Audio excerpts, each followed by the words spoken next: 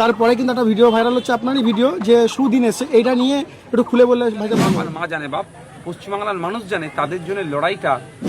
আমরা দেখছি একটা বক্তব্য আপনার খুবই ভাইরাল হচ্ছে, এবং তাই নিয়ে কিছু কিছু মিডিয়ারা আছে তারা বলতে বিজেপির দালা। একদিকে বিজেপি সরকার ক্ষমতায় আসলেন, আর এখান থেকে ভাঙড় বিধানসভায় শওকত মোল্লা এবং নওশাদ সিদ্দিকী লড়াই করেছিল, সেখান থেকে নওশাদ সিদ্দিকী জয়ী হলেন। তারপরে কিন্তু একটা ভিডিও ভাইরাল হচ্ছে, আপনারই ভিডিও, যে সুদিন এসে এটা নিয়ে একটু খুলে বললে ভাইজান ভালো হতো। দেখুন, পঞ্চায়েত এই ভাঙড় বিধানসভায় নির্বাচনের পরে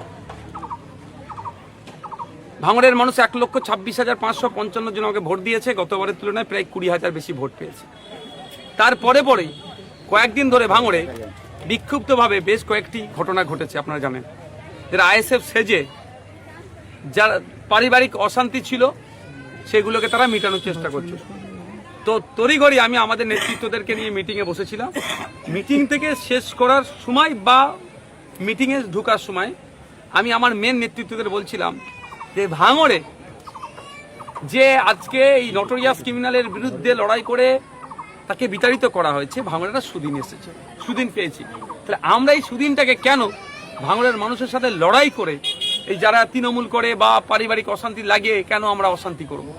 অর্থাৎ আমাদের নেতৃত্বদের বলেছি আমরা সজাগ থাকব, এই যে সুদিন এসেছে ভাঙড়ের জন্য সেটা কোনোভাবেই নষ্ট হতে দেব না। এটাকে নিয়ে এখনো যারা মনে করছে তৃণমূল তাদেরকে উদ্ধার করবে, তারা মিথ্যাচার করে আমার নামে কালিমালিপ্ত করার চেষ্টা করছে। এটাকে আমি পাত্তা দিই না। মন জানে পাপ আর মা জানে বাপ। পশ্চিমবাংলার মানুষ জানে তাদের জন্য লড়াইটা কে করছে।